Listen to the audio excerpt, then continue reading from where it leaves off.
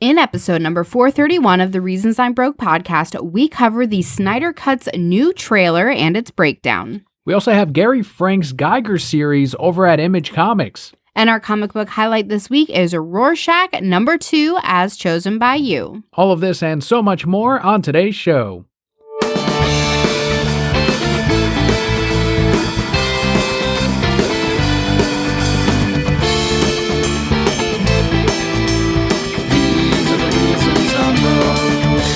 Hello and welcome to the award-winning The Reasons I'm Broke podcast, bringing you the reasons we're broke every single week, ranging from comics, movies, TV, video games, and more. I am your Emperor Kelli. And I am Fun Old Lady Daniel.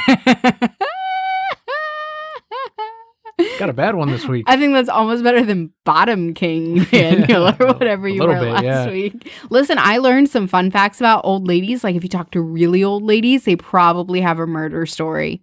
So maybe you're one of those fun old ladies. Maybe, but a lot of old ladies also have a ton of STDs. So I don't know, especially the ones at the retirement homes. Listen, let them live their lives. Like, what's it really matter if they get an STD now, right? Well, and that's exactly the thing that gets them those STDs. That's the mentality right there. For those of you new to the show, the way the format goes is we go through some news first. We head into our Patreon shoutouts of the week, which are thank yous to those of you who make the show possible. Head into the comic book highlight and end it with the Brocat block, which is what Kelli and I have been doing this week. How many people do you think we lost just talking about STDs? Yeah, just opening the show with STDs.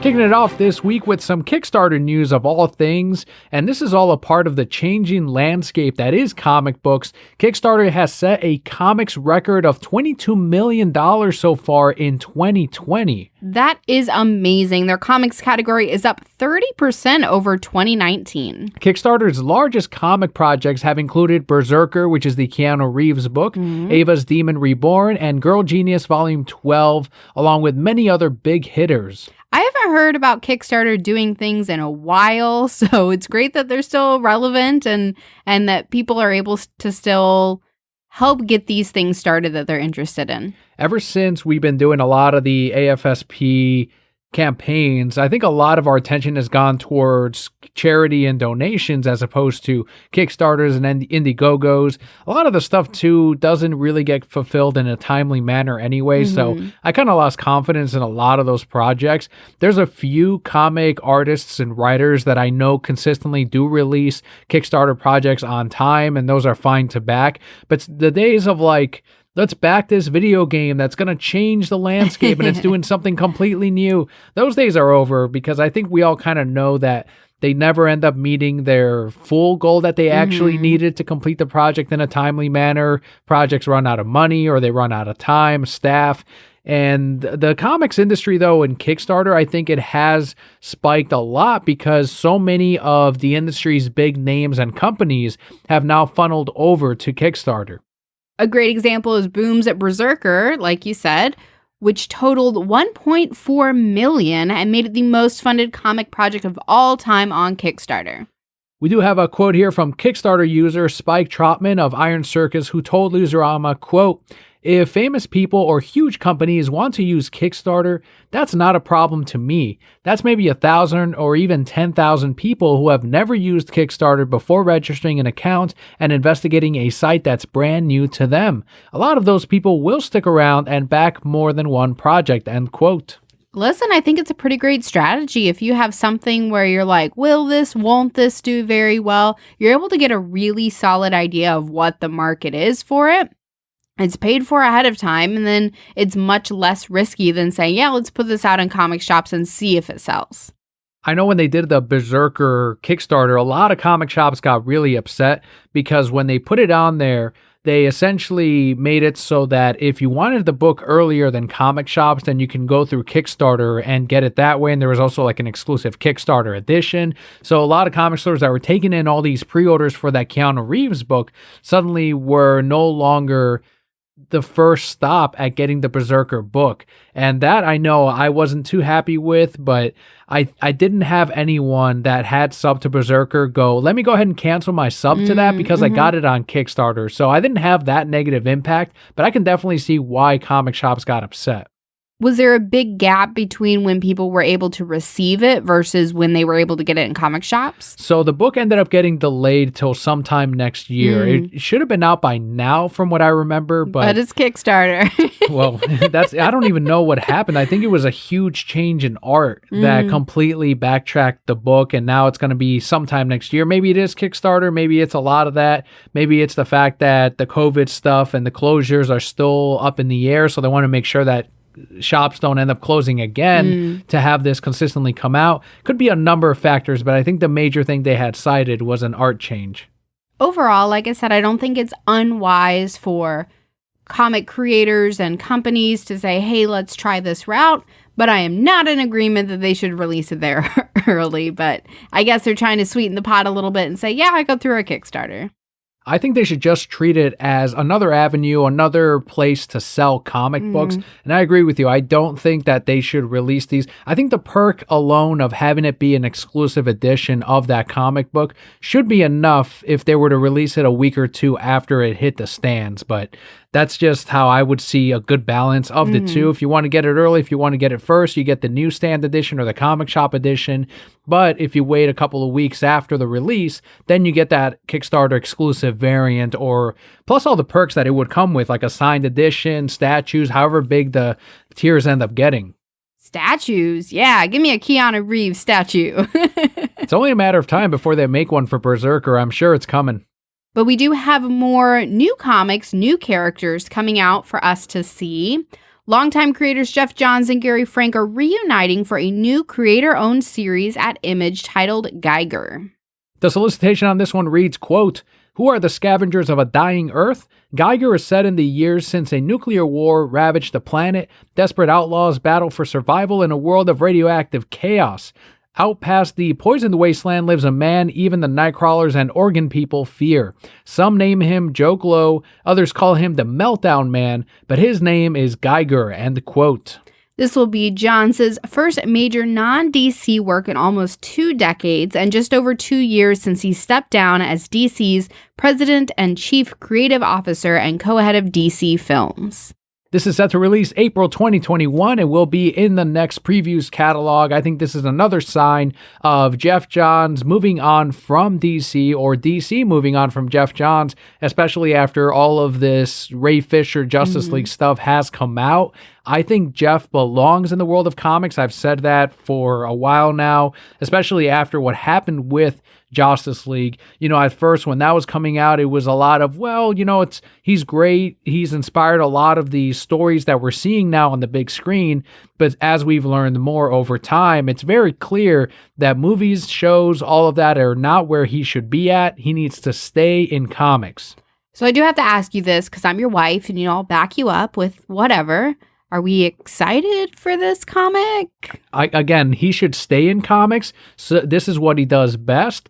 So far, I'm still reading. For example, last week we covered the Three Jokers issue 4, or the one-shot that's coming out next year. I will be picking that up. But as soon as this all goes down, even once we know the details of what happened with Justice League, and I think it will be quite some time until they build the case and start really moving forward with who said what and who needs to go down. But once that really becomes clear, I think that's where everyone's going to have to start really making decisions on not just whether or not they keep buying Geoff's work, but whether or not he should be employed at all in making comic books or in this type of industry. Well, since we haven't chosen to hate this book yet, I do love that they call him Joe Glow and the Meltdown Man, because now he's just this flamboyantly gay man in my mind. Yes, and rather than Geiger, I'm going to call him Geiger because it's funnier. Could be 2021, still woke. You don't think Joe Glow is like the best name ever? It's kind of flamboyant. For just a flamboyant man. And then the Meltdown Man, he could just have meltdowns all the time. That's true. Like, oh, I dropped my french fry on the ground. Meltdown Man. And the Nightcrawlers are like, nah, man, this is too much. I do think that this is still a DC future for Geoff, especially after they announced that Three Jokers one-shot. But it is a sign of him no longer being that exclusive to DC creator. Image Comics is obviously more than happy to have him right now and to publish this work. He and Gary Frank seem to be really good partners, collaborators, friends, so they're going to be doing projects together, I think, for many years. Gary Frank is an incredible artist. We saw his work in Doomsday Clock, and now they're working on Geiger. Apparently, they've been working on Geiger since they finished Doomsday Clock. So that's one of the concerns that some people had as far as Gary Frank and staying on schedule. Jeff was very clear in saying that they are very far into the series already. So the schedule should be fine when it releases. There shouldn't be any major delays. But so far, the premise itself, it doesn't sound like something really different. But the fact that Gary Frank and Jeff Johns are on it, we know they can do comics. So bets are pretty good that this is going to be a solid book. I do always love me like a post-apocalyptic world story because I think they're just so cool. And I don't know why, but I'm always just like, yeah, post-apocalyptic. So anyway, I'm about this, right? Crazy world, crazy things happen, at least for the first few issues. And then if it loses my attention, there better be romance. Joe Glow better find somebody. We'll see. We'll find out next year, April 2021. But with the comic news aside, it was a huge week for DC films. One of the biggest weeks, I think, of the year as far as not just the Snyder Cut, but also the world of DC, one of which is Wonder Woman 1984. Warner Media has made the decision to release Wonder Woman 1984 on HBO Max and in theaters on Christmas Day.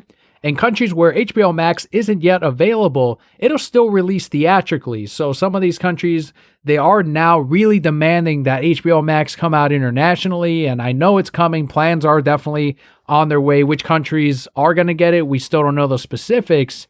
But at the very least, they will still get it in theaters. And from what I understand, other countries are doing better as far as COVID. Many are already fully open without any type of heavy restrictions. So they'll be able to go into theaters, pack in, and watch Wonder Woman. We do have a quote here from Patty Jenkins, who said on Twitter, quote, "Watch it in theaters where it is made safe to do so. Check out the great work theaters have done to make it so. And available in the safety of your home on HBO Max where it is not," end quote. She has been a huge advocate for watching Wonder Woman in theaters. She had previously said that it is going to be only in theaters, or it will have a theatrical release, and this seems to be some kind of compromise between the two. Christopher Nolan was previously huge on that with Tenet. We had covered it for a couple of months as it led into the eventual release of the film, and on this one, it was a lot of decision-making as far as, are they going to release it on HBO Max or Vudu? Are they still going to do a theatrical release on it, especially with some theaters simply staying closed with no new major releases coming out for the rest of the year? I think this Wonder Woman film will probably change and reopen some theaters. The ones that are still around, unfortunately, they're going to have to make it through to Christmas. And I think the holidays are going to be a good indicator for people getting out and seeing movies, whether or not they should, that's up for debate. But Wonder Woman will be one of those.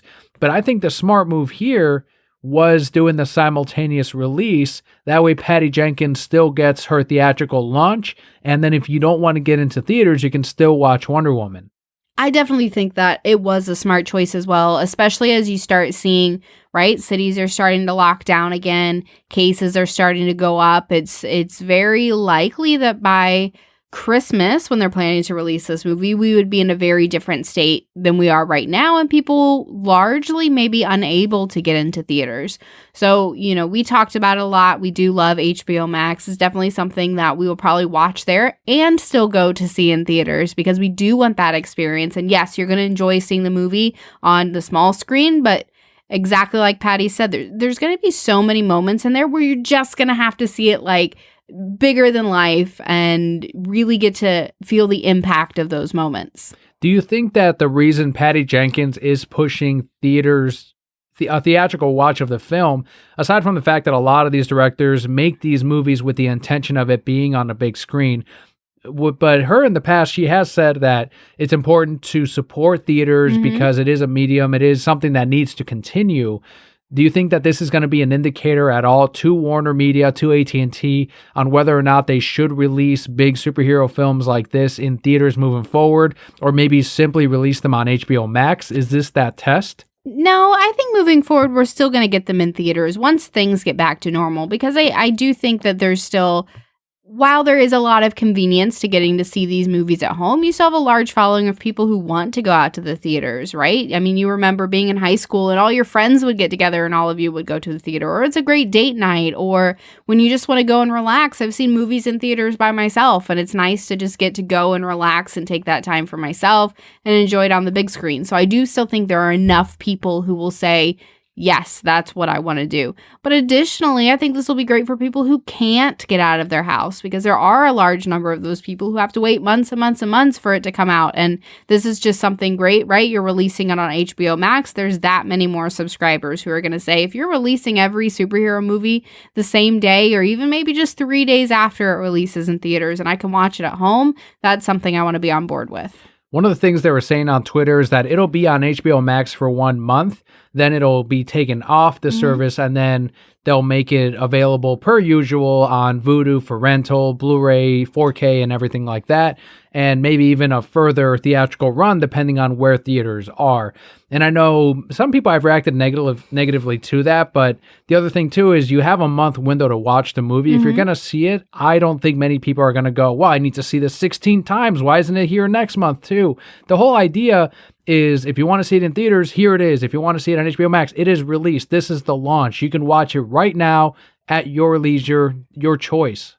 Yeah, nobody's going to be like, oh, I'll watch it tomorrow and do that for 30 days and then be mad when it's not there. So, yeah, I think this is a smart move, right? You make it, of course, on your streaming service where you can see it if you want to see it before anybody else, and then you can get it everywhere else afterwards. There's going to be a lot of eyeballs on how this release goes from other film studios, from pretty much everyone, because we want to see what happens with this. Yeah, they did it before on Disney Plus with Mulan, where they charged an obscene $30 if you wanted to watch it, not in theaters, if you wanted to see it on Disney Plus. And then on top of that, if you cancel out the service of Disney Plus, you no longer have access to Mulan. It's not like you really purchased it at the end of the day. You have to maintain that subscription. HBO Max, on the other hand, do you think that by them making it available, people that are already subscribed to HBO Max, instead of forcing them to go into theaters, purchase a ticket and watch it, are they eating into their own ticket sales by not offering it only in theaters at first? You know, time will really tell once we get to that point. Again, I think that this is a very interesting time that we're living in, where a lot of people don't have the option to go to the theater. So I think it's almost a way of really thanking the people who are subscribers for HBO Max for staying subscribed. And you know, you're going to carry over all those Thanksgiving people too, because they're going to want to stay subscribed. But at the end of the day, the people who really want to see it in theaters, they're going to go in. And ultimately, I think moving forward, if they continue with this sort of setup with, you know, theaters and HBO Max, then you're going to get it on HBO Max 5 days after it hits theaters, or a certain amount of time. But in the environment that we're in, I think this is the fair thing to do for everybody. I think Disney's crazy for charging people $5 or $30, right? I'm surprised HBO Max isn't maybe charging a little bit for it. But listen, as an HBO Max subscriber, I'm like, wow, this is really great. Like, you didn't have to do this. And I'm hoping that there's enough in the movie where a lot of people will, like us, watch it on the small screen and say, you know what? It was so great. I'm going to watch it again, but I'm going to invest in the big screen when it's safe and available. I think it is important that we especially make our voices heard if you're going to see Wonder Woman 1984, to subscribe to HBO Max, to make it a success, whether it's in theaters or on HBO Max, because this could very well set that standard of do they want to charge $30 per release to see it at home, or will people subscribe to a service? Will there be a heavy spike when they have a huge release like this simultaneous to the theater? And I think if it's the latter, then they won't go the route of let's charge $30 for this film instead of just making it accessible to people who are already on the service. And I do think that it balances out as far as ticket sales, because the people that they're going to get that subscribe for, even if it's just 1 month, that amount of people will make up for the tickets that maybe got lost in people that decided to stay at home and watch it on HBO Max instead. I saw a lot of comments saying that they're simply going to sign up for the 7-day trial, watch Wonder Woman for free, basically, and then cancel their subscription. And I think you will get a lot of that. Mm-hmm. I don't know if they're going to run something on HBO Max where maybe if I were them, I would say, look, if you're going to sign up for the service to watch Wonder Woman 1984, you have to commit to at least 1 month where you get charged a month ahead of time. Mm-hmm. And that way they're getting something from the people that would normally just try to sign up for the free trial and immediately cancel. Yeah, or maybe even say like you're in it for 3 months or something like that, to really keep them on. Yeah, I think that would be the smart thing to do. Do they always have 1 month for free? I think it's usually 7 days from what I remember. I mean 7 days, because I know that they were running it for Thanksgiving, but maybe they cancel that by the time you get to Christmas, right? That's they know true. this is coming out. They say, I'm sorry, we're not doing free trials. Disney Plus doesn't do free trials anymore. Okay, well, there you go. So I don't think it's out of line for HBO to say, no free trials. Like, you want to sign up, you sign up for a month. Right. Yeah, that's probably what they should do right around, especially around Christmas time. Oh, yeah. People want to watch Wonder Woman 1984. You're at home with the family, and it's like, all right, what do we put on? Oh, they just put on, some family member's going to watch. You'll have to sign up for it, and you'll be locked in for the month. Yeah. So you're paying the $12, $13, depending on how long you end up signing up for. There's your money. There's your ticket sales. There's your subscribers to people that maybe forget that they wanted to cancel, but they're like, you know what? I signed up for this. Most people end up just sticking with the service anyway. It's a win-win for everyone. And I'm really happy that they went the route of let's not charge $30. If you have the service, you get access to it. What I would probably do if I were them is say 1 month for like $12.99 or whatever it is, 3 months for $30. So then people are like, oh, $30? That's cheaper than if the whole family went to the movie theater. Let's just do that one. It definitely felt like interest was starting to fall on Wonder Woman 1984, so I think this was the right decision as far as not pushing it all the way to summer of next year or whatever they were going to try to do. And I know the Snyder Cut movement has said that this is also a positive for Snyder Cut because it will help build those subscriber numbers as you lead into next year's Snyder Cut. And we do have a ton of Zack Snyder's Justice League news this week, as this was the week that landed with 11/17. First off, we have the interview that came out last week. We weren't able to cover it in time by the time we recorded, but there was an interview with Grace Randolph where Zack Snyder revealed that Jared Leto will have a new look in the Snyder Cut. Snyder said, quote, "It is true. I, of course, wanted to honor what had been created with him because I thought it was really cool. But I'm not going to tell you what happens in the little scene, but some water has gone under the proverbial bridge between when we last saw Joker and this sort of appearance. So yeah, he's a road-weary Joker. I guess that's a way of saying it," end quote. That immediately tells me Nightmare Sequence Joker, exactly what people were saying as far as Deathstroke, Batman, and Joker working together in that nightmare world. Grace added that Zack showed her a black and white image still and said, quote, "They are so amazing. This is Joker. Your design, I would say, is video game level good. And when people see it in the context, they are going to go nuts," end quote. Hopefully we'll see that look of Joker. Knowing my luck, he'll release it a day after we record this. But what do you think about what sounds like Nightmare Joker making his way into the nightmare world? Becoming friends with Batman? Isn't that crazy? Yeah. No, I think it's great. I think that is the perfect place to fit him into this because you can see a very different side of Joker. You can see a very different side of Batman. And ultimately it just goes to show further the character of Earth of, yes, we're enemies, but when somebody's fucking our world, like, we're going to come together and do what we have to do to take these people down. So do I think, yes, there's water under the bridge? Sure. Do I think they're best buddies? No. But I think they're going to do what they have to do to protect their Earth, because at the end of the day, that's what's more important than any of the past between them. What do you picture when he says a road-weary Joker, video game level, as Grace put it? Oh, man, I have no idea. I am not a costume. I'm not a character designer. I am not artistic. I can tell you maybe who he is and his words and the things he'll say, right? But don't ask me to pick out what he looks like. Right now, we know that Jared Leto had gone on to do some photography over the last month, and he does currently have longer hair, so everyone speculates that it will be a longer-haired Joker, maybe bearded, because he does have, I believe, a beard right now, so we'll find out. It's not the first time he's had a beard. He's had a beard in the comic books as well. It doesn't grow green. It grows black, actually, in that one panel that they were showing. But I'm very confused. we'll see how this looks. I'm excited to see what kind of Nightmare. If it's anything like the Batfleck suit, hopefully the same designer worked on those. It's going to look amazing. Yeah, so, I mean, Batman probably created his suit, right? And it's probably a very Joker-ish, Batman-ish suit, kind of, a mesh between the two. So definitely, I don't think he's wearing anything to fuck with Batman and mess, right? He's going to put all his differences behind him and then just be like, we need to stop this guy and we can get back at it later. Some people are speculating, I don't know if you remember, right around Suicide Squad's release, I think it was Suicide Squad, there was a Jared Leto bat suit where it's all painted up in purple and green. He's wearing the Batfleck suit, but you see it's Jared Leto underneath. And it's a Jokerized suit, kind of like we saw recently in the James Tynion run of Batman. They released that years ago. There was a hot toy, I think, that came out. There might have been a figurine. There was definitely a Funko Pop that came out of a Jokerized Batman. It wasn't necessarily Jared Leto's, but that design was floating around, and we never saw it in either the Suicide Squad, BVS. Some think that maybe he'll wear something like that, like a Jokerized bat suit. I think that's going a little far. Some are saying that he'll have Robin's suit from the Batcave, and he'll be wearing that. No, I just told you he's not going to fuck with him. I just told you that. Also, that Robin suit shorts, and I didn't realize it till just now. Jared Leto is not running around in shorts. Yeah, I don't think he is either.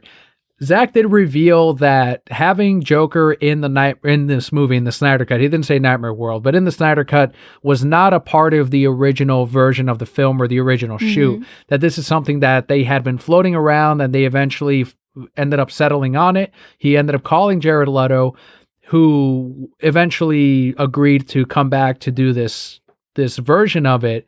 And they have since now added this additional photography into it that involves Joker. So not a part of the original plans. I think that is, once again, an indicator of there's a future past the Snyder Cut. You don't bring in new characters and bring on actors to continue these roles without a plan to do more in the future. Or maybe it's just heavy bait to, look, if you want to see this Joker, make sure to make this a success. I don't know what the plan is, but obviously he wants more out of this. Well, I mean, of course he does. He had this whole vision, right? I talked about it before. Nobody creates something and doesn't have multiple things planned afterwards, right? He had this whole thing. But I think, yeah, part of it is, hey, get this hype around it so that it can continue. But I also think he's had, 2 years to really think about the story. And when they went in for negotiations, he's probably like, I want this and this. And I want Jared Leto Joker for reshoots. Like, he's just throwing stuff against, he's going to ask for whatever. And obviously they agreed to it. So I think it's great, right? Again, will never say that I'm happy that things panned out this way.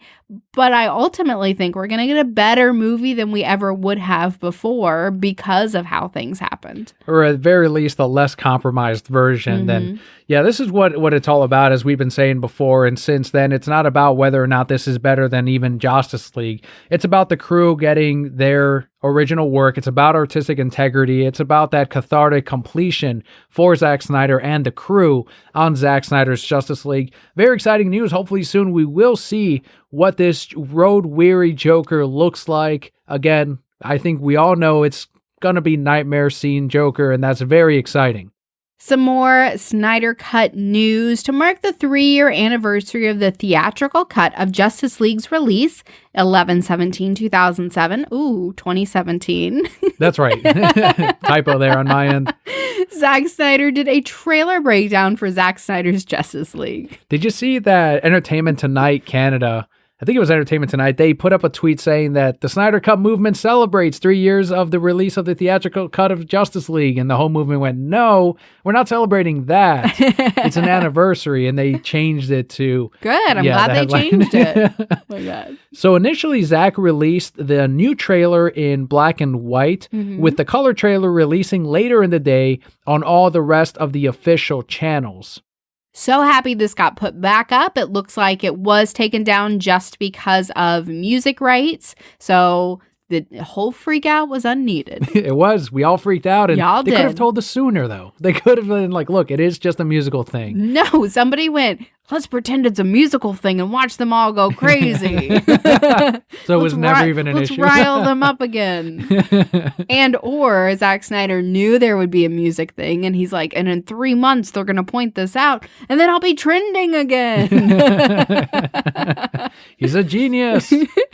So the new trailer was similar to the first. It starts out very much the same, but then as you continue watching, you see that it does have extra footage. There is the footage of Darkseid during the history lesson, extra shots of him. Hippolyta in action, which was amazing. Cyborg sadly looking at kids playing football, which is, once again, the heart of the film is going to be Cyborg. So we need a lot of that. A full shot of hologram Superman. So that immediately put to rest all of those rumors of them looking at another Kryptonian, possibly Supergirl. And then the Batmobile mowing down a ton of parademons. He had to put in new footage, something to help. Instead of just a trailer, it would have had to been more. And I think there was enough there to, I think, satisfy a lot of us. I do think we were, I know I was expecting a look at Martian Manhunter, maybe even Green Lantern, because of Fabian Wagner saying that Zach's going to drop some bombs on 11/17, and everyone was freaking out. And the trailer was great and the bonus footage was there, but I will say my expectations were much higher, but I wasn't disappointed, which is weird. Y'all are getting greedy. A little bit.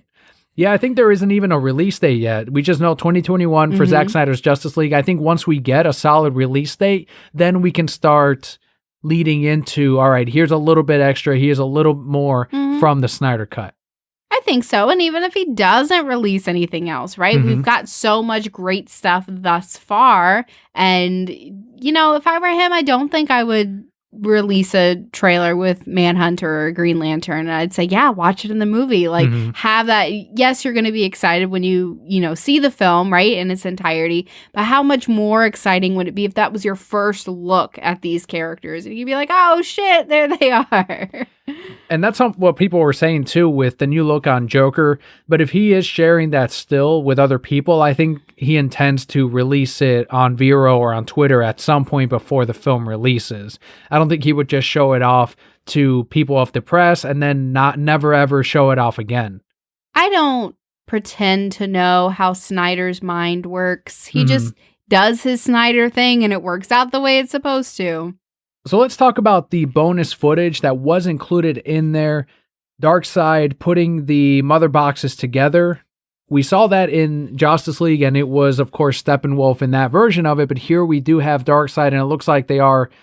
It was originally, I mean, we knew it was originally Darkseid, but at least we know that most of the history lesson scenes, I'm assuming, were shot by Zach, and then in post-production with Justice League, that's where they made all of the changes. So a lot of that is still being preserved or reverted back to his original vision. And that was a cool shot of Darkseid, and we're seeing it properly. So, but I think the one that I think the rest of them were more for the story, I think. The extra shots of Darkseid are cool, but it didn't really tell us more about the film. Hippolyta in action, I don't remember her swinging swords and fighting parademons when they were keeping the mother box away. No, I don't. I remember they all busted in there and they were fighting, but it seemed like she gave up or was overcome pretty easily. She ran off with the mother box and sent it off to the rest of the Amazonians. But here you see her with the mother box in one arm and she's spinning, and what looks to be she's going to throw the sword or slice up the parademon. We're not sure, but she's dodging shots. There's obviously some action there from the Queen when Steppenwolf ends up boom tubing in front of the mother box. How about Cyborg seeing kids playing football? We know that that's going to be a big plot point for him. Ray Fisher did say that every scene in Justice League that features him was a reshoot, except for the roof scene with Gordon and the rest of the League members. So that tells us that we haven't seen any of Cyborg's original scenes up to this point, really. I think it's great. I definitely felt that was missing from Justice League, because you didn't really know about, he didn't do anything. Cyborg did nothing in the movie. So I definitely think that, this will be remedied, and that is a shot that just kind of shows right off the bat that this character who's probably undergone more than any other Justice League member. You're really going to get to see his growth and him work through to become probably one of the most powerful Justice League members. I also love this shot of the Batmobile destroying these parademons. This is the Batman we want. This is the dangerous man that took down a Kryptonian in BVS, and he is going to be able to easily take down parademons. So the one that we got in Justice League, almost frightened of the parademons and talking about Steppenwolf like, oh, he is tall. Like things like that. That's not the Batman that we knew up to this point. So that gives me confidence that the Batmobile, him taking down these parademons, he knows what he's doing. I don't think it's going to be a suicide mission like they tried to do in Justice League. I'm surprised they didn't leave that scene in Justice League and just have him playing some like music that could make us all laugh, like Barbie Girl or something. And he'd be like, oh, Alfred, change my CD. That's definitely an MCU level joke that should have been in there. I agree.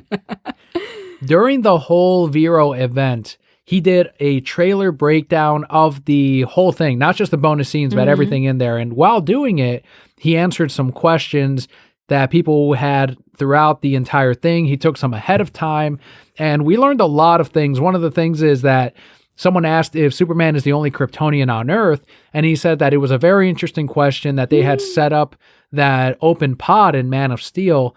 You see it in the film, and then in the prequel comic, they answer that it's Supergirl that had made it out of the pod, and the other Kryptonians, you see some shriveled up and dead, and not everyone made it, but Supergirl apparently did, according to that prequel comic book. And he does say that they will reference that open pod in the Snyder Cut. Oh, well, we did see that shot, and maybe I interpreted it wrong, of Lois Lane looking up at the building, and there was somebody flying up there. That's the Superman resurrection scene where he comes out. That's the other Kryptonian. It's Supergirl. That's Supergirl right there. We saw her. I do think it is more seed planting for the big battle, as Snyder keeps putting it, in future films. But we'll talk about that in a little bit. Can it just be a recreation of that movie where Supergirl goes to help Darkseid, and then Batman goes up at B Omega 75 whatever? Believe it or not, there are people on Twitter that are saying, I bet you in the history lesson, Supergirl is there and she gets corrupted by Darkseid, just like in the Batman Superman comic book, and they're going to have to rescue her as well. And I think that's a bit of a reach. I don't think that's what ends up happening. She'd have to be like a bajillion years old. Kryptonians age different. Fixed. Especially when under the anti-life thing. Fixed. Yeah, okay. All right. Whatever you want. No, I don't think that's what's going to happen, though. I think it's Uxas. I don't think it's going to be maybe if it were Darkseid invading, you'd have a little bit more of that idea. But it's as Snyder keeps saying, it's a baby Darkseid. He's not quite there yet. Baby Darkseid. No. More MCU jokes right there. He also talked about Batman's gauntlets. You see him blocking these parademon shots. Badass scene that we did not see in Justice League. He reveals that Alfred ended up creating these gauntlets as inspired by seeing Wonder Woman in hers and modifies Batman's, which is such a cool little tie-in detail. And someone on Twitter was mentioning that you can't do that in films that aren't interwoven, and you can do that in films that are part of a tied-in universe. So that's something that I don't think anyone put together, and it's a neat little detail, and fucking Alfred is amazing, once again, doing his amazing things. I think as in the Nightmare sequence, you're going to see a lot more of that, of them having things that reflect each other, because again, they're united as a whole, they're stronger, so they're going to pick these different pieces of each other that make them strong and interweave that. So I think that's a really cool detail, but I don't think it's the last that we'll see of it. He also covered Steppenwolf's armor and let us know that it is a living, breathing type of armor, and that in the film you will see him, he says you'll see naked Steppenwolf, so the armor does come off, and you'll see the dangerous being that is Steppenwolf. We're going to see his Tinky? I don't know. I don't know. Maybe we will. I'm uncomfortable now. I can't watch this. Might be rated R. Maybe you'll see if you can see Dr. Manhattan's, I guess, maybe we'll see Steppenwolf. But Steppenwolf is creepy looking. Regardless, the detail of a living, breathing armor that defends Steppenwolf, he says that there will be a scene in which the Amazons are shooting arrows at him, and that the armor can catch the arrows even, and it can transform. And it's also an emotional reflection of what he's feeling as well. So you'll see it kind of take on its own form. It'll be flat in some scenes, and then it'll spike up depending on what he's feeling. I think it's awesome. I think it's really cool. It must make dating interesting for Steppenwolf. Could be. What do you think about that living armor? No, I think it's really cool. I think it very much reflects the technology that they have. Again, mother boxes are living things as well, living electronics, I guess, is the most simplistic way. So yeah, why wouldn't you put something like that into your armor for everybody across the board, right? It definitely would give you an advantage if you're not, quote unquote, having to watch your back because something else is. With Dassad's look, it seems like they have similar armor as well. I'm wondering if Darkseid's final look will have something like that too, kind of like a living armor, but we'll find out when we actually get a good look at Darkseid. You had mentioned that the mother boxes are their own thing.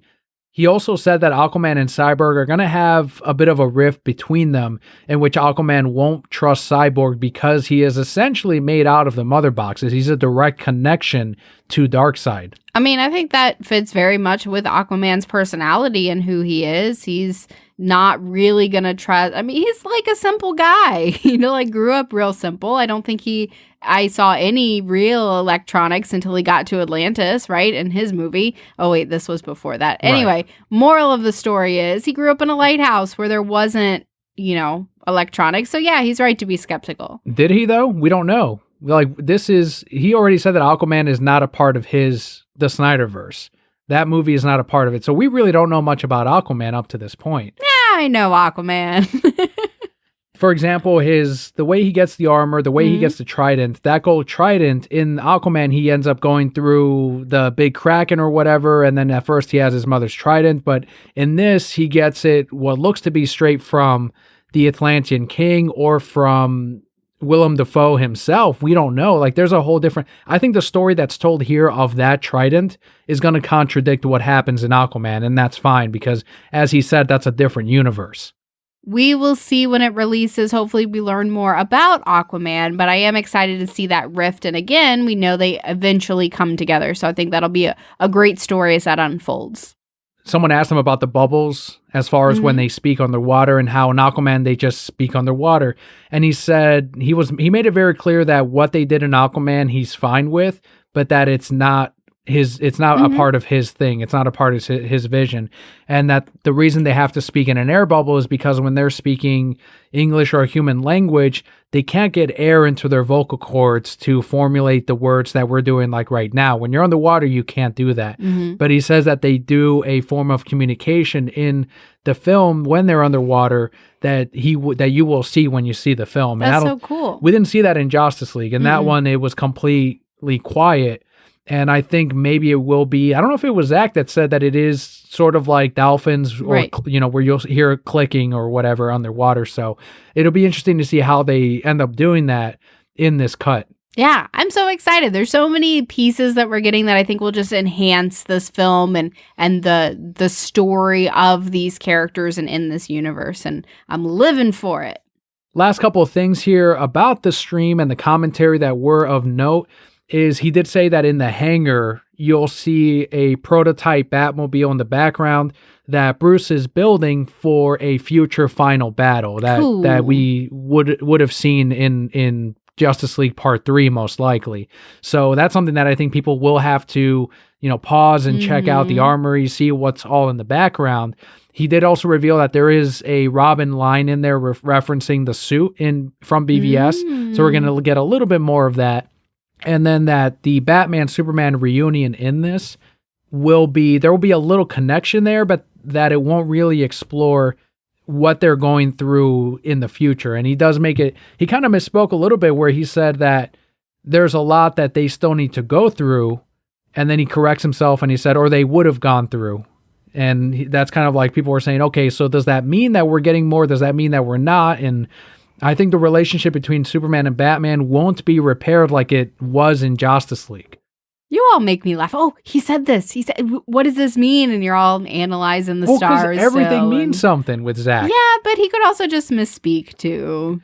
What do you think of that difference between Batman and Superman compared to Justice League? I think it's very realistic because there was a lot of bad blood between them for sure. And you don't just get over that. And I'm sure Batman probably, to a certain extent, feels some guilt with how everything went down because he mistrusted for so long. And if they had worked together from the beginning, because we've talked, that this is going to be a different Batman and we're going to see some growth and ultimately him repairing himself, right, from all the tragedy that had happened previously. But yeah, you're not just going to get over it. I don't think Superman would have just woken up and been like, yeah, everything's fine, guys. Mhm. Like, we're all friends again. Like, no, this is also a darker Superman than we've really seen before. So sure, he's still his Boy Scout Superman and he still loves Batman, but he's got to be angry about it first. A lot of healing that will have to happen between the two characters, and I can't wait for them to explore this. I don't know if it was from the stream, but they have since confirmed that Margot Robbie's Harley Quinn will not be a part of the Snyder Cut. I know that rumor was there since they revealed that the Joker was in there. And now it makes a lot more sense, especially since Snyder said that Joker wasn't a part of his original vision for this. But to get him on for additional photography, if he was originally a part of it, then yes, maybe you could expect more characters. But it sounds like it was obviously a late addition to this additional photography. I don't think that that's a bad decision. As much as I love the character of Harley, it looks like this is very much about, again, Batman's growth and getting to work with the Joker. And I don't want to say that Harley would pull away from that, but I don't think it would be quite as impactful if we had her and, I don't know, the Birds of Prey and all these other people behind them. One of the last things I do want to cover is that he did reveal that at one point he wasn't sure. He was surprised that they gave him the call to come back and do the Snyder Cut. He was also surprised that they never told him to stop sharing stills from his cut of Justice League. And I know the whole time we were thinking like, all right, I don't know if you remember, we were speculating, okay, does he own that cut? Is he allowed to share those stills because it's his? Is there something in the contract that says it's his property because he physically owns maybe a version of that film? And no one really knew up until now, where he said he just kept sharing those stills and they wouldn't tell him to stop. And if they would have, I don't know if we would have gotten the Snyder Cut. I don't know what would have happened. I don't know if he would have stopped that campaign of, hey, why don't we keep pushing? And then when he said he got that call of, hey, so are you interested, from Toby Emmerich, are you interested in doing this? That he was surprised on it. And that what made him actually do it is his promise to the whole cast and crew of, this is the vision, this is the character you signed up for, and to make it right and continue to do that again with them. And the fact that he was surprised made a lot of us go, so you weren't really convinced that we had a shot at this yourself. Like, he was surprised that he got it. And I think that's really interesting to know that ahead of time, because he still fed us enough information to keep us going. But it sounds like it was more of a, why don't we just keep trying and see what happens? They're not stopping me yet, so let's keep sharing these stills. I don't know why Warner Brothers didn't stop him from doing that, because they obviously knew he was. We were retweeting those pictures, but it all happened for the better, and good on them, I guess, for just letting it fly. I mean, it was probably one of two things. One, if you legitimately don't think this film is going to go anywhere, yeah, what does it matter if he shares it? Because you're like, we're not going to do anything with this, right? It's getting attention. Go ahead and share it. But on the flip side, it could have been a great experiment of, let's see how much we can get behind this. Let's see how much press. Let's see how many people will really rally for this thing. Because like we have talked about so many times throughout this whole process, I think this has changed how, fan bases push for movies, how companies look at movies in different situations forever. Like, this is such a great testament to what fans can do for movies if done the correct way. And that's kind of the kicker there, is you can't go around being trolls and being nasty about it. But if you do things the right way for the right reasons, there can definitely be a big push behind it. So when he was doing this and they weren't telling him to stop, I don't think they had anything to lose. They only had things to gain by observing and see what would happen. To kind of wrap all of this up, he did end it by saying that there's more to come. We're obviously going to get more between now and the end of the year, whether it's a release date or more stills from the film. I'm excited. There's going to be more. He's very busy. He is doing the picture is locked is what he said. So they're going through and overseeing the editing, the special effects and everything. Sounds like they're right near the end of all of it. But he said that they're still trying to figure out what would be the best window to release it on HBO Max. He said he wants to release it on IMAX, but in black and white, which is how he envisions that movie. So that's how we'll see it. I wouldn't be shocked if we got it in different versions, like black and white, and then also in color. You would see all of them in theaters. We would all be there. On top of it all, Zack Snyder said whatever people think of the fan base of the Snyder Cut movement, at the end of the day, the movement, everyone has saved lives with the charity donations through the American Foundation for Suicide Prevention. And he said in the past that if we never got the Snyder Cut and none of that ever happened, but these charities saved one life, then it was all worth it. And that's, I think, what we all have to remember. But that does wrap up our news for the week. Very heavy on the Snyder Cut, as usual. We can't have Snyder news without us reporting on it. But now we can move into our Patreon shoutouts. So thank yous to everyone who makes the show possible.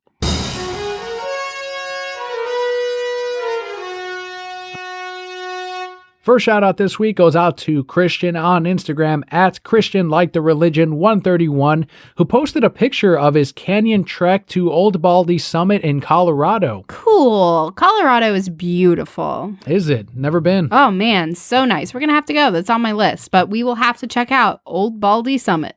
Isn't that where South Park takes place? No, South Park takes place in South Park. All right. It does take place in Colorado. Gotcha. Yes. See, that's what I envisioned. Lots of weed everywhere. There is Integrity weed, Farms. but there's mountains too. The mountains are very nice. Next, we have Renee on Twitter at Yugi's Pokemon.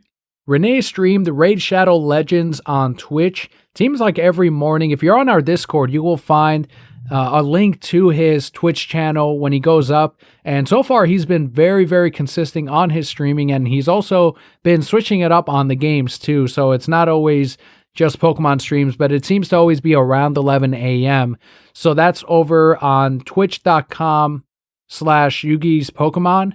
But if you go on Twitter at Yugi's Pokemon, you will find the link to his Twitch. And our final shout out this week goes out to Corey B on Twitter at Comictropolis. Corey made his donation to AFSP on #UsUnitedDay. Corey's a huge supporter of the Snyder Cut movement, has been for many years, and he, like many of you out there, participated in #UsUnited. So thank you so much, Corey B, Renee, and Christian for your Patreon support. If you too would like your shout out, head on over to patreon.com/thereansonsimbroke. For just $1 a month equals out to about 25 cents an episode. You too can get your shout out, but we do have a $5 reward tier as well, which includes decals. But of course, our podcast will always be free. Best thing you can do is let people know about us. We are getting into the holidays when people are getting more devices, and they're going to come to you and say, hey, I know you listen to those podcast things. What's a great one? Tell them about us. And don't forget, if you are a Patreon backer, make sure to join our Discord lounge because there is an exclusive channel for Patreon backers, and there is a link to our Discord on today's episode. But now we can move into our comic book highlight as chosen by you. We are reviewing Rorschach number 2 of 12.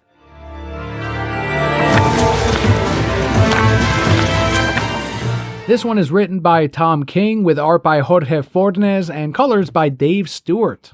We are going to go into spoiler territory per usual, but we do want to give you that warning in case you have not read Rorschach number 2 yet. There wasn't anything major as far as like a major reveal or anything like that, but instead we're learning a little bit more of what appears to be that, I guess, Rorschach character. We're not really sure yet.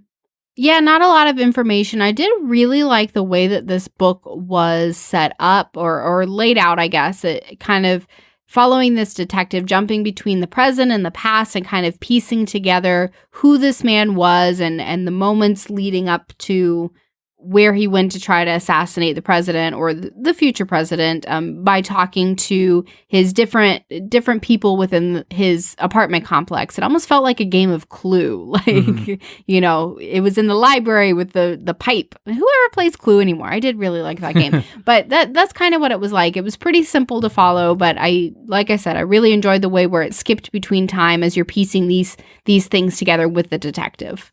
While the first issue set up the mystery of this Rorschach arc, this maxi series that we're getting, this one really started to unfold those layers for the character that looks to be Rorschach in the series. So we're kind of figuring out who he was, what kind of person, what his motivations were. And I think that was important for the reader, especially to start to connect to the main character and to the detective in a way. I definitely like this Rorschach that we're getting so much more after this because I was like, yeah, he's a badass old man. And I wouldn't be surprised if the next issue focuses on the woman, his love interest as they made her out to be, or whomever she is, and really dive into her character so that by the end of this all, you're really feeling sympathetic towards these, where in the beginning you're like, yeah, they're just trying to murder her. And then by the end, you're going to really understand their motivation behind it. Or at the very least, their partners motivated by whatever they need to do that involves the presidential election that takes place in this comic book. And I think the whole thing of, oh, they were trying to assassinate, I don't think that's true. I think they were trying to do something else at the acceptance speech of the book. So all of that will be answered by the end. I don't see them as assassins at all, but there's something bigger at play, obviously, in all of this. And they have that common goal so far. Unfortunately, as you see in the first book, they don't really make it all the way, but I'm sure they'll reveal by the end that the pieces they set up make it so that the detective can continue that work for them, because it will be for the greater good if I had to guess, or he'll find out that they were able to carry out their mission and stop what they needed to. Overall, I'm still enjoying this series. I don't think it detracts at all from the original Watchmen, if that's something that anybody is still concerned about. But if you kind of enjoy, I would say almost like a mystery, right? Definitely a good series to pick up. A little bit of a noir to it too, while it still feels like a Watchmen series. One of the best moments in the book so far too were when you actually go into the comic book panel along with the character of the detective. And I thought that was a really neat touch, especially from Jorge Fornes, of having the little blood splatter that you see the character from the previous panels, and then as you're seeing the page literally laid out in front of you as the comic book, it's still there. And that's a really nice touch. The artwork is absolutely stunning. But that does wrap up our comic book highlight for the week. Thank you for not choosing Punchline or Sonic this week. I am thankful. Spoon said on Discord he will continue to vote for Sonic until you grow to like the characters. No, I won't, though. Why do they want to do this to me? I told them that could be years. I will just hate it a little bit more every time. I'll grow some resentment. Nobody wants that. I didn't expect Rorschach to win the poll, to be honest with you. I thought it would have been maybe Batman or Dark Knight's Death Metal. But Rorschach, I don't think was a bad choice at all. I think although Death Metal wasn't bad considering that it was Death Metal, believe it or not. So I would have been happy with any of these. That's what you said about the first issue and the second issue and the third issue of Dark Knight's Metal. And I the whole time said, no, Daniel. And you got to like the whatever issue and you're like, yeah, it's really not that good. And I was like, told you. But don't forget, every single Wednesday morning on our Twitter, at Reasons I'm Broke, we put up the Twitter poll right underneath our new comic book day polls. Usually goes up around 8 a.m. Eastern time. And now that we've wrapped up our comic book highlight, we can move into our Brocat block. That is what happened with Daniel and I this week. So what's been going on with you, Papa Kelly? I put in the notes Mr. Popo while we were talking because you have a Mr. Popo sitting on your shelf and I haven't noticed it for years. Really? And in the middle of the episode, I looked up and he was staring into my soul and it was terrifying because I forgot he was there. I was like, where did he come from? I think I remember Treasure Hunting Sonic posting his Mr. Popo, and I might have asked him where he got it from. And I think it was eBay. And I don't know if it's an official Dragon Ball figure, but at the time I was like, look, I don't know how many of these official Mr. Popos they'll keep doing like this, because I don't know if you remember in the Kai series, they changed his skin to like a blue, kind of like what they did with Jinx and changed her into a purple, which was a permanent change. Jinx you could only find in that purple skin, and even now it's very hard to find merch or statues of her in general. Same with Porygon, because of the seizure thing. So they avoid those controversial Pokemon. So I ended up getting it, and yeah, I've had him there for years. I know, and I don't know why I never really noticed him, because I usually look at you and the way it's set up, he's out of the corner of my eye, so he just kind of blends in. I usually end up looking at that cool Pikachu dressed as Charizard, like that's where my eye goes. But for whatever reason, I looked at Mr. Popo, and now I'm going to have nightmares because he's just staring into my soul and judging me. So that's been your week, huh? That was the most important thing that happened today. I did have one of my best friends had a baby, and I want to see the baby. Nice. But yeah, that's exciting. It's her first baby, her first kid. So of course she's reaching out to me and asking me all these questions, and I'm just like, oh. So yeah, very, very happy. It was great news to wake up to. Do you have baby fever? I do have baby fever, but I still logically, I don't want one. I just want to hold somebody else's and enjoy that moment, because then I think back to, carrying it and how gross I felt, and delivery and everything, going through diapers. Now that we're out of diapers, I'm Just got out of diapers, this is so nice, right? Not having to deal with all of that, getting to sleep through the night, all these different things are a lot of positives. So no, I am not logically ready for another baby, but I do miss holding a baby. Well, hopefully you'll get that out of your system with Nikki. You're gonna get that out of your system. Well, if you logically don't want a baby right now, then that'll tell you right there. How often do women function on logic when it comes to babies? I'm just going to be real. I know. I'm just being real. How often when it comes to babies do we function on logic?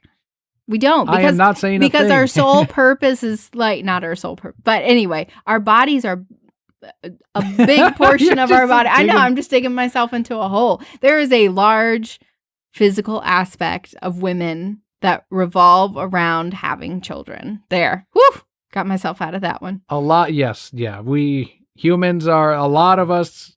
A lot of what, see, now I'm fucking digging myself into the fucking hole. Reproduction is important to the human body. Done. Done. There we go. Good. Oof. Okay, moving on. What happened in your week? In general, it is. What happened in your week? We did, I think I mentioned that the store rearrangement that we did for the start. So that got done primarily by the owner. He said, keep doing your Monday stuff. I'm going to work on the store itself, rearranging the stuff. And then if you guys get done, then you can help. And eventually we did. But yeah, it did work out better where we have the merch, the puzzles, the little bust banks, the action figures near the front of the store, near the Funko Pops, and they get way more eyeballs on them than they did before. So that's a huge positive. The negative is there's more and more indie books coming out, which is great for indie readers, but for my wall, which is so limited space-wise, I did not have the space on Tuesday night to get those books out. So that was a whole thing. A lot of time invested into making sure that the new comic book day books fit that week. Normally I do the live comic book videos. I wasn't able to do it that night because I was running so late on everything else as it was. It was a huge shipment as far as merchandise on top of that. So that was not going to happen that night. And I accepted it pretty early on into the night. But otherwise, we ended up expanding the indie section the day after. So on new comic book day, found some more shelves in the back. I initially told the owner we needed more shelves, but he said, I thought I ordered 5 extra so that we could expand wherever we needed. And I'm like, oh shit, that's right. So I did put it on the indie section. So now it's still packed, but it's not as packed as it was before. And I know that as soon as King in Black comes out, though, on the Marvel side, then the Marvel section is going to need that extra shelving because that thing has a million variants. So the owner and I kind of went over it and we're like, look, we need to order a lot less covers, even if they're returnable. And it's real estate. There's just a lot of books being published, which is all fine and great. But now comic shops like mine have to start deciding which books are we going to start carrying? Which ones are we going to start just simply cutting? If there's no pre-orders on a certain variant, even if it's returnable, do we really need to order it? So those are the decisions that we're going to have to start making. And that's fine because most of the time we end up, if we order 10 copies of cover B of a non-popular book, I don't know, I think I still have all of my copies of the Neil Gaiman cover Bs. It's like, we're going to end up sending all of those back, and will anyone have missed it otherwise? But next year it'll be twice as much. Who knows? Neil, be reasonable. Yeah, exactly.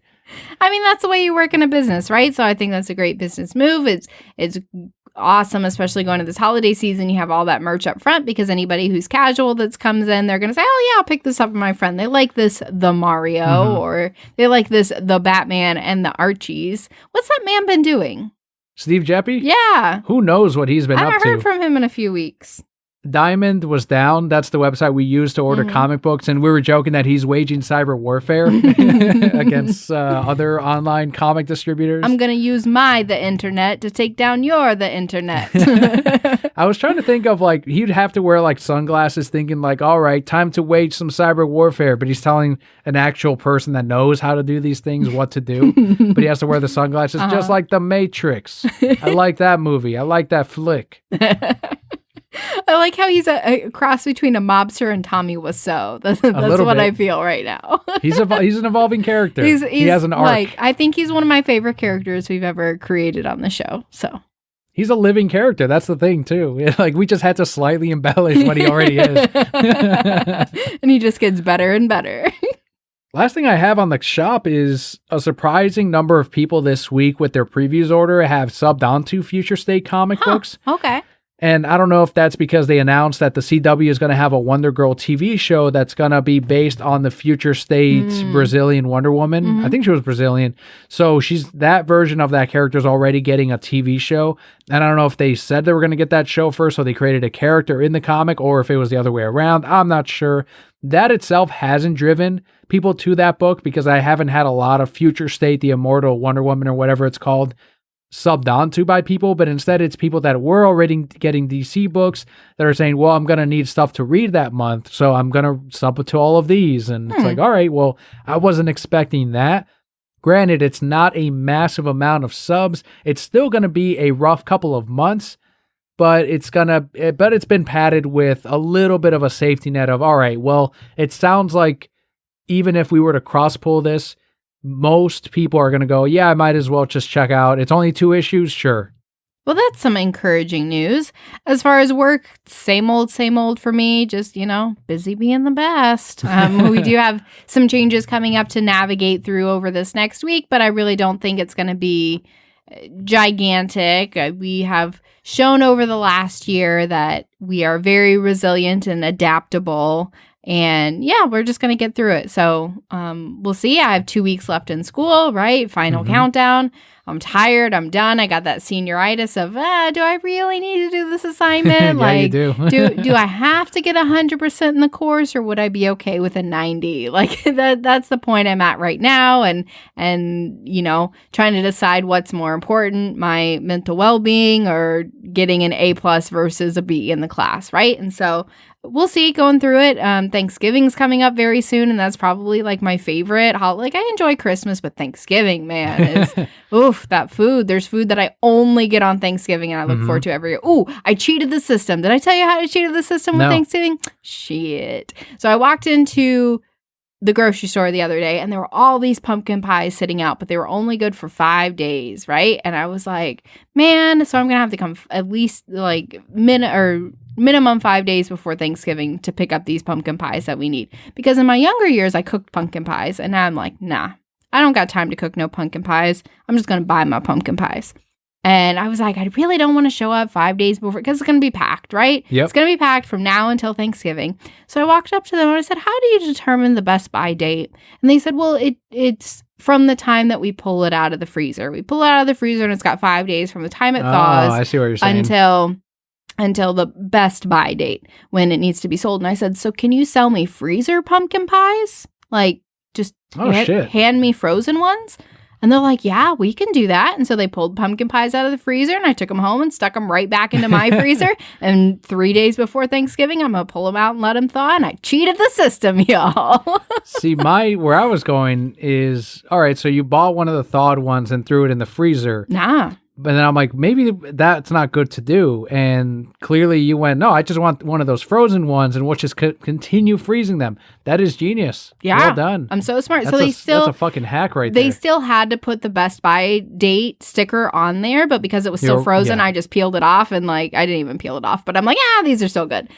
So yeah, the freezer, I actually stole my mom's freezer, but there's 5 pumpkin pies in the freezer just waiting because, I got to take one to work, and your family and my family, and I just do the pies for everybody. So that's my hack, guys. Go now, buy all the things you need, throw them in the freezer, buy them frozen if you can. I felt brilliant. And apparently look for toilet paper again and paper towels again, because we're going to go through that again. Yeah, here we are. Here we go. 9 months later. I showed you the meme where it's Katniss doing the odds ever in your favor, whatever thing that she does. And it goes, essential employees, round 2. My fucking dumbass did not stock. I should have kept buying toilet paper and at least stocked up one of the cabinets or something full of toilet paper while we still could. And I fucking didn't. Like an idiot. I feel like there's still toilet paper out there. Yeah, there is, but who knows how much longer we're not going to be able to find toilet paper again. We don't know. And I had all this time to prepare for even the next time that we had a hurricane or something. I should have had that stock regardless. But in our defense, every time a hurricane rolls around, people go, I should have been preparing since the last one. And we never do. Every hurricane in Florida, and there's a hurricane in Florida every year except for 2020 for whatever reason. Every hurricane, people go crazy and say, oh, I didn't gas up my generator. I don't have this. I didn't stock up on this. And everybody says, why didn't you do it after the last hurricane when the same thing happened? And we all say, I don't know. I think it's just a Florida thing. Could be. The sun like hypnotizes you. Like, no, you don't need that. You're fine. We have senioritis all the time. All the time. We cool. You're cool. That's what the sun says. You're cool. You don't need it. And you're like, oh, you're right, son. We do have extra paper towels, and it's only because last time Scott and I were at Target, he was like, so apparently paper towels are hard to find again for whatever reason. And at the time we didn't suspect that, we were this close to another shutdown. But he's like, yeah, you can't find it anywhere. And we turned the corner and there was still a ton of paper towels. He's like, oh, well, I guess they have plenty here. And I'm like, I'm still going to get some though. And I did. And now, we're good on that end. But if you had just said bathroom paper also. I mean, both bathrooms are stocked with toilet paper right now. Once again, how long are we going to, it's fine. You know what I'm going to do instead? I'm just going to buy that little hose that you hook up that you just spray yourself off. Bidet. Yeah, but they have like a poor man's version. Just like a hose? Yeah, it's just like it's like the little hose that's in the kitchen sink. One of those where you push the button and go psh, psh, and you just got to do it yourself. Yeah, I mean, I guess at worst you could just wipe your ass outside I would just do it with a hose, like out there. I mean, you can do it like assuming there's running water. What they do where they don't have paper towels and you use old rags and you just wash them a lot. Right. I mean, you're like, no. It reminds me of The Simpsons where Bart had that fantasy of becoming ginormous and he goes, I wash myself with a rag on a stick. Okay. That'll be us. Oh my God, we need to go find toilet paper. That's how we're going to end the episode today, though. Rag on a stick. I love your southern accent. It's on point. Don't forget, everyone, you can find a link to everywhere you can find us. Tumblr, Instagram, I was going to say Flickr, but the store uses Flickr, not us. What's the business one where you find jobs? LinkedIn. We have a LinkedIn. We've got a Tumblr, Instagram. On thereasonsimbroke.com, scroll all the way to the bottom when you will find all of those links. So thank you so much for tuning in. I'm Emperor Palpa Kelli. And I am Old Lady Daniel. And Broke at Core. All will be well.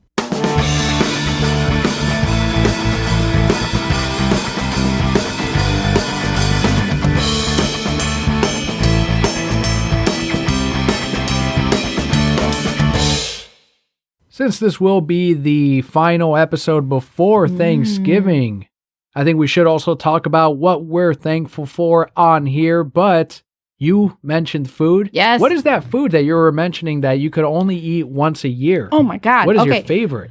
Well, mashed potatoes I eat more than once a year, but it is one of my favorites. But there's a cottage cheese casserole. Ooh, green bean casserole I only ever eat once a year, and that's really good. Mom makes this mandarin orange salad that's fantastic with the coconuts. Squash casserole. We only get squash casserole for Thanksgiving with the squash and the onions and little crumblies on top. Sweet potato casserole.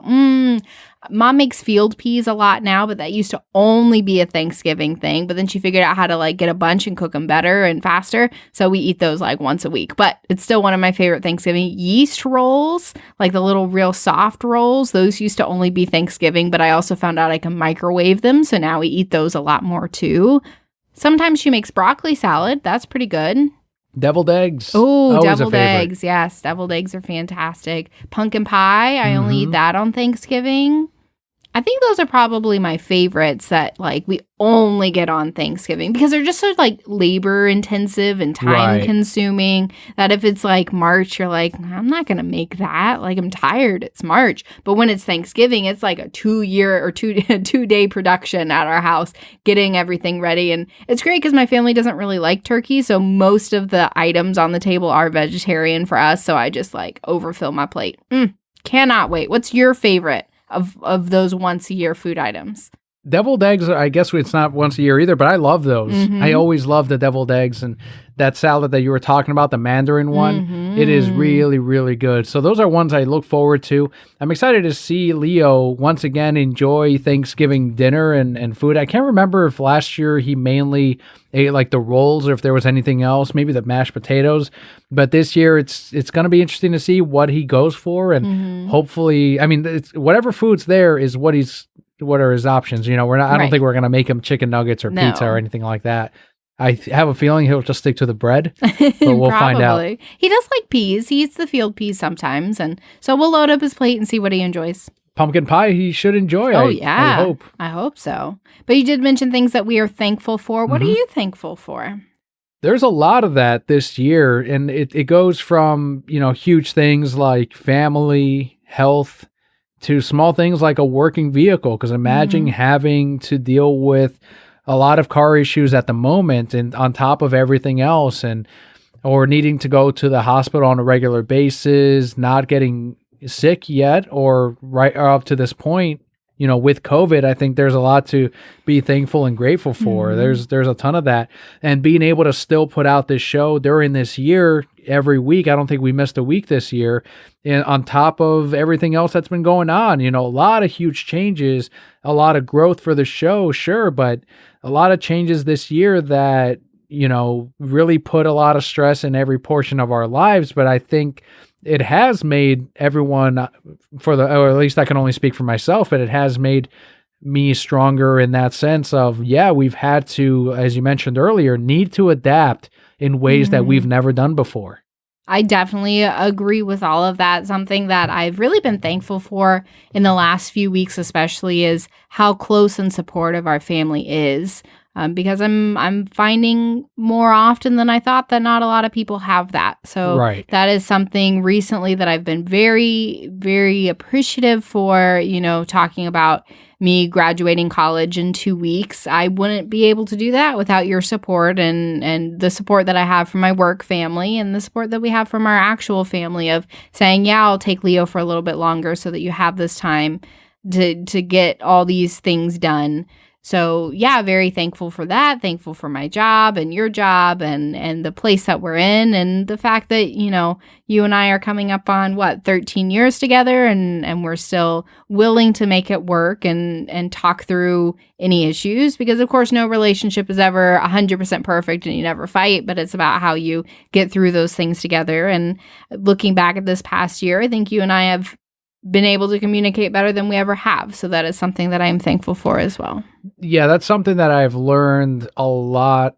And it's like an obvious thing, but one of the most difficult things to do, not just in a relationship, but in general, is just to fucking communicate. At work, with another member, with another friend, with another person. And it's a lot of, us expecting others to be able to read our minds. And that's one of the most difficult things to kind of learn, I guess, and it's all a process, just keeping that communication, learning how to communicate effectively and all aspects of that. So that is absolutely huge. You had mentioned earlier having that support also from friends, not, like you said, not everyone has that family unit to help out with that. But I think a lot of people found, and I've seen it at least on Twitter, have found that, and I've experienced it too, that friend, like inner circle, I guess that you can say, or outer even. Like there's a lot of people that have gotten more involved into each other's lives this year, especially. I've definitely noticed it with our Discord, with people that I text every day, and with people that I work with, in that we all kind of watch out for each other and we're kind of checking in on each other and communicating and getting through all of this. I think if anything, it hasn't been a matter of, all right, everyone's talked to each other a lot less. We've all been a lot more distant.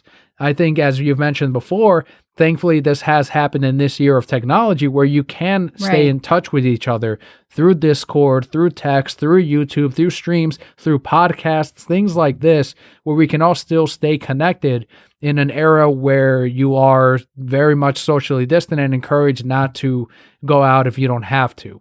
I feel like we could go on and on and on for all the things that we're thankful for. In whatever your situation, I do always think it's important that you stop and think, okay, what's one thing that I'm grateful for, because that little bit of positivity goes such a long way. And help set up the day, especially if you do it early on and in the morning and throughout. Even if you need to stop and do it in the middle of the day, that always helps. I'm also thankful for coffee. Coffee's great. Oof, that's a good one. Love it.